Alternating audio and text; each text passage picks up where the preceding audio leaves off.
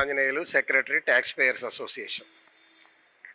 రాష్ట్ర ప్రభుత్వం పట్టణాల్లో ఉండేటువంటి మౌలిక సదుపాయాలు అంటే ఏంటి, వాటరు, ట్రాన్స్పోర్టు, చెత్త తొలగింపు, గృహ నిర్మాణం, ఇట్లాంటి వాటి అన్నిటినీ కూడా ప్రైవేటు వాళ్ళకి ఇవ్వడం కోసం పీపీపీ మోడ్లో మేము దీన్ని ఏర్పాటు చేస్తామని చెప్పని ఆల్రెడీ ప్రకటన చేశారు.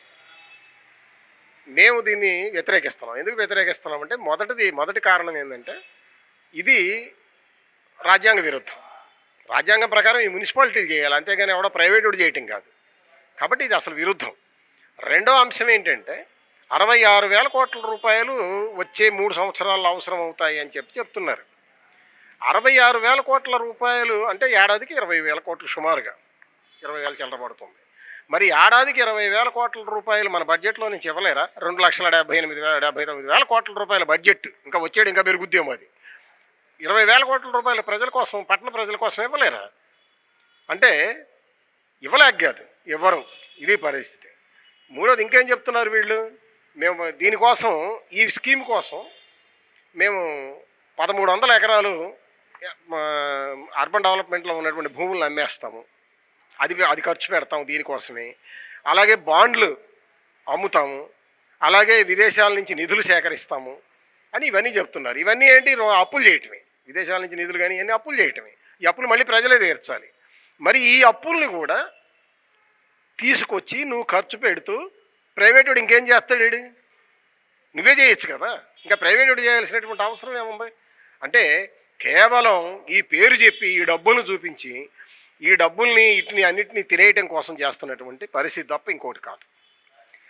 ఇంకొక అంశం ఏంటంటే 2,30,000 ఉద్యోగాలు వస్తాయని చెప్పని అంటున్నారు. ఎట్లా వస్తాయో చెప్పమని మేము కోరుతున్నాం. 2,30,000 ఉద్యోగాలు అంటే ఇప్పుడున్న ఉద్యోగాలు ఏంటి అసలు? ఆ విభాగాల్లో ఏళ్లలో రేపు పొద్దున ప్రైవేటుకి ఇస్తే ఉండే ఉద్యోగాలన్నీ, ఊడే ఉద్యోగాలన్నీ, నీ కొత్త విభాగాల్లో ఎన్ని ఉద్యోగాలు వస్తాయి? వీటిని చెప్తూనే నువ్వు అసలు ఆంధ్ర రాష్ట్ర ప్రజలకు ఎన్ని వస్తాయో చెప్పండి. ఎందుకంటే ఇప్పుడు ఈ ప్రైవేట్ కంపెనీలు తీసుకునే కంపెనీలు ఇతర రాష్ట్రాల నుంచి తెచ్చి చేసుకుంటున్నారు వాళ్ళు, ఇక్కడ వాళ్ళకి రావట్లే ఉద్యోగాలు. కాబట్టి వాళ్ళకి ఎన్ని వస్తాయో చెప్పండి అని చెప్పని మేము డిమాండ్ చేస్తున్నాం. ఇది కేవలం ఉద్యోగాలని, టెక్నాలజీ పేరు చెప్పి ఇటువంటి పదజాలాలు ఉపయోగించి ప్రజల్ని మభ్యపెట్టడం తప్ప ఇంకోటి కాదు. చివరిగా మేము చెప్పదలుచుకుంది ఏంటంటే, ప్రజలు పన్నులు కడుతున్నారు. ప్రజల పన్నులు కడుతున్నప్పుడు ఈ పన్నుల్ని మీరు ఏం చేయాలి? ప్రజల కోసం వీడని చేయాలి. మిమ్మల్ని ఇచ్చి మీకు అధికారం ఇచ్చింది, చేయమని అధికారం ఇచ్చారు. అదేవిధంగా చేయడానికి కావాల్సిన వనరులు పన్నుల రూపంలో ఇచ్చారు. ఈ రెండు కలిపి మీరు చేయాలి. మీరు చేయకుండా మేము ప్రైవేట్ చేసి చేయిస్తాము, మీరు మళ్ళీ డబ్బులు ఇచ్చి చెల్లించుకోండి, కొనుక్కోండి అంటే మీరెందుకు ఇంకా? కాబట్టి మేము అడిగేది ఒకటే, మీరు చేయగలిగితే చేయండి, చేయలేకపోతే చేయగలిగినోడికి ఇవ్వండి అధికారాన్ని. అంతేగాని మేము అధికారంలో ఉంటాం, మేము ప్రైవేటుడికి ఇచ్చేస్తాం, మీరు వాళ్ళ దగ్గర మళ్ళీ కొనుక్కోండి, మీరు పనులు మాకు కట్టండి అని చెప్పడం అనేటువంటిది ప్రజానీకాన్ని దోపిడీ చేయటం అవుతుంది. కాబట్టి ఈ విధానాన్ని ట్యాక్స్ పేయర్స్ అసోసియేషన్గా మేము వ్యతిరేకిస్తున్నాం. కాబట్టి మేము కోరేది ఒకటే, మీరు ఈ విధానాన్ని విడనాడండి. అర్బన్ ఇన్ఫ్రాస్ట్రక్చర్లో మొత్తం కూడా మున్సిపల్ కార్పొరేషన్లు, మున్సిపాలిటీల ద్వారానే చేయించండి, అంతేగాని ప్రైవేటు వాడి జోక్యం వద్దు అని చెప్పని మేము రాష్ట్ర ప్రభుత్వాన్ని కోరుతున్నాం.